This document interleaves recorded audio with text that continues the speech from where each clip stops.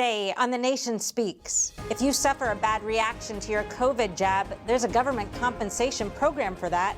Sounds good, but so far, nobody's received a cent. Vaccine injury lawyer Robert Krakow exposes the program's pitfalls. Then Wayne Rohde, author of The Vaccine Court, gives us his take on where this multi-trillion-dollar problem will end up. Finally, in America Q&A, 8 months and $17 billion later, do you think the U.S. should continue to arm Ukraine no matter how long the war lasts? Hello and welcome to The Nation Speaks. I'm your host, Cindy Drucker. The government and Big Pharma know some people will have severe reactions to vaccines. That's why they created a compensation program for victims. And yet, it's largely been taboo to talk about vaccine injury when it comes to COVID shots. Victims and doctors have been censored and smeared just for discussing the facts. That's starting to change as the extent of the problem is getting harder to ignore. But what's not yet talked about is how the unfortunate victims are to pay for their enormous medical bills. How do they get by if they can't even work? What about people who've died from the shots? The compensation program does exist, but so far, not a single cent has been paid out, despite nearly 10,000 people having made COVID vaccine injury claims. So far, 3 claims have been accepted, one for anaphylaxis and 2 others for myocarditis, but they're still reviewing their eligible expenses, so they don't know how much they're going to get.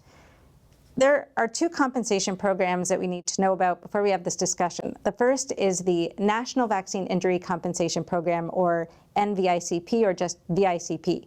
That covers most vaccines, but not COVID, because COVID ones are under Emergency Use Authorization, so it's under the CICP, or Countermeasures Injury Compensation Program. The 2 programs have very different rules and, as a result, very different outcomes for the victims. Our 2 guests will explain all the ins and outs of what this ultimately means for the plight of the vaccine injured. We're joined first by attorney Robert Krakow, who's been practicing vaccine injury law for 20 years. I sat down with him earlier this week at his New York office. Robert Krakow, thank you so much for joining us today.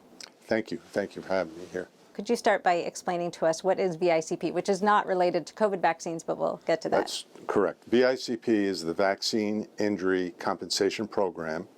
It's a government program that was established in 1986 in response to lawsuits that were being brought against vaccine manufacturers. And the genesis was that the lawsuits could cause the vaccine manufacturers to go out of business. At least that's what they threatened. So as a compromise, the Vaccine Injury Compensation Program, or VAERS, was established to make sure people who are injured by vaccines had a vehicle for compensation, but also to provide, and this is the main purpose, to provide immunity to the vaccine manufacturers for injuries caused by vaccines. It's very different from the civil court system. There are no juries, there are no jury trials, there's no discovery, there's limits on compensation. So let's talk about that. What are some of the benefits and drawbacks of the current VAERS program? Some of the benefits are people do get compensated for some vaccine injuries, but there are many drawbacks. The process is not speedy. It was supposed to be speedy. Many people are not compensated, even though the law says that compensation should be generous, and it's better if someone who was not injured by a vaccine is compensated than not. There are caps on pain and suffering, $250,000. That has not been changed in 36 years. Inflation alone would justify $750,000 almost.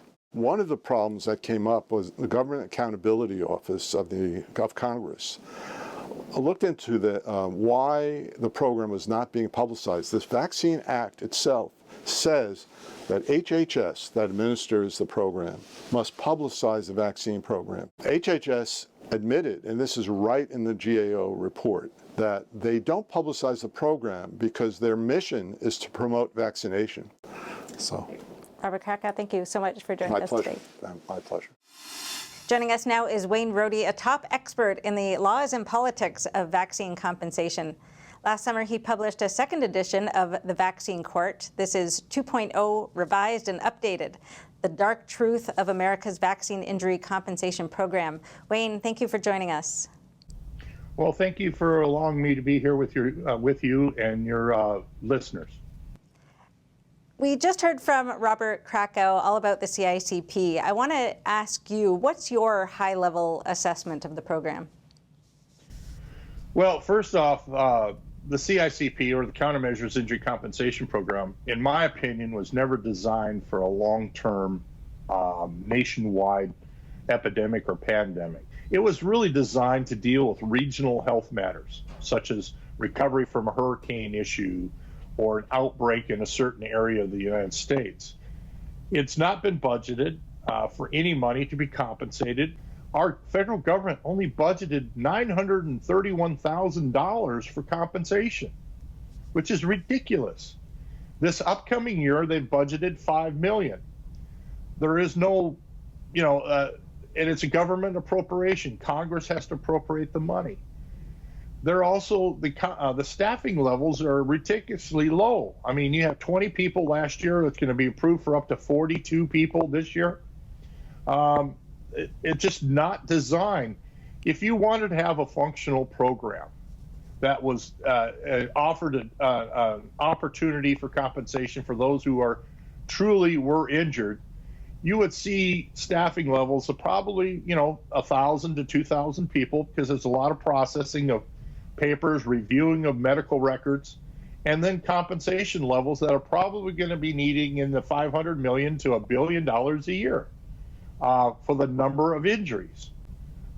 It's based on my comparison from the traditional NVICP program, where they pay out an annual of about $250 million a year on approximately 800 claims filed, or 800 decisions filed each year. So the numbers just aren't there. They don't add up. And so it just tells me, one, either the federal government doesn't know what to do, or two, they know what to do and they're just turning their backs on the injured people. We need to create a sustainable funding source. And we do not want to go down the route of having every year have to go to Congress and say, we need to have $500 million or $1 billion.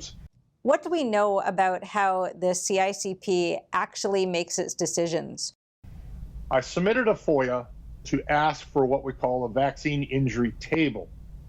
The vaccine injury table allows the petitioner to measure up what he's going to be judged against. They responded back and said, no, we don't have anything specific for COVID vaccine. So it got me thinking, okay, what's going on here?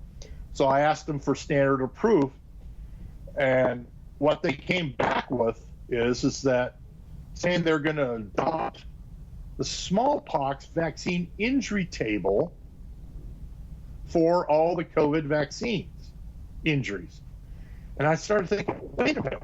Well, one, those two vaccines are not even have anything in common. Why are we going to use the injury table? And then I says, this next question is why did they announce this? And then I dug into it and I found out there was no public announcement other than putting it into the Federal Register.